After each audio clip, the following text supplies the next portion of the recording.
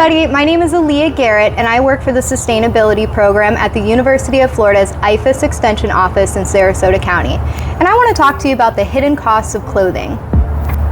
Buying clothes has never been easier. We can hop on our favorite shop's website and spend hours browsing through the hundreds of new arrivals, showcasing this season's latest trends.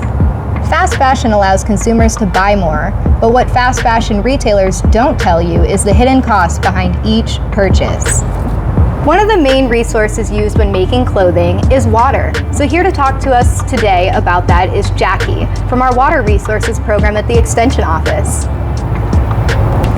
Thanks, Aaliyah. You're absolutely right. So the clothing industry uses up a lot of water in different ways as well. So when we think about it, anything from growing and processing the fiber itself, like cotton, all the way to the actual treatment at the facilities, whether that's dyeing, bleaching, washing, or finishing the product, all of those steps use water.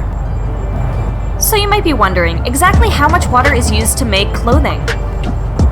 Well, to put it in perspective, it takes about 710 gallons of water to make the average cotton t-shirt.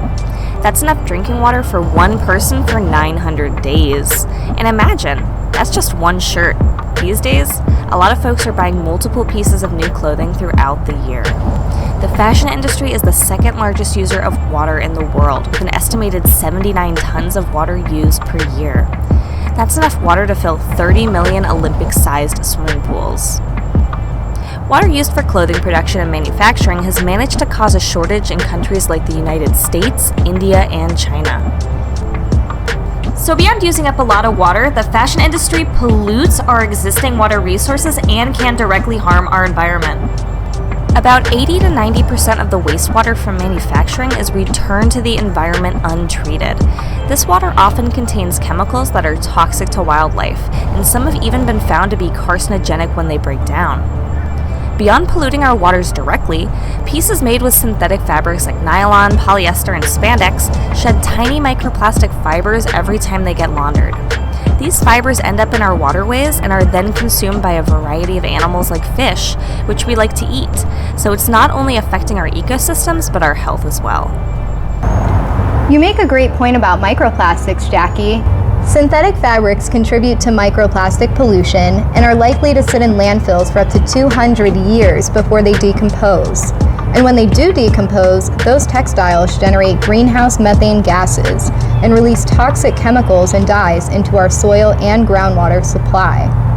And water isn't the only resource that's impacted by the clothing industry. Energy is also a big factor in that. So let's go back to that cotton t-shirt example.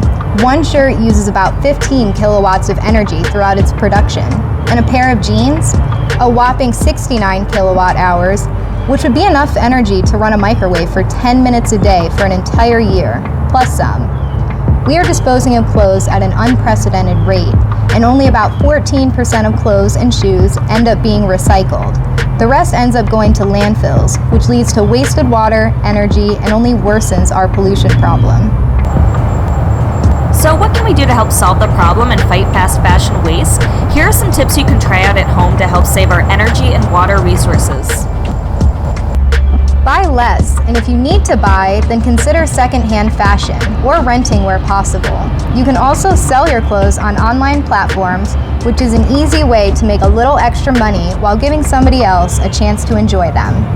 You can also trade clothes with others at clothing swaps or host one of your own. Prolong the life of your clothing by washing less or washing by hand, air drying, removing stains immediately, and mending if torn.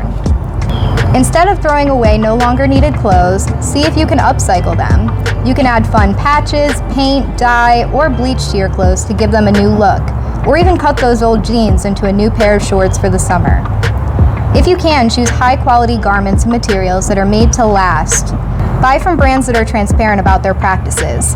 Look for life cycle assessments, water footprint labels, special certifications like 100% organic, GOTS, certified organic, recycled, fair trade, or Better Cotton Initiative, and end-of-life sustainable practices.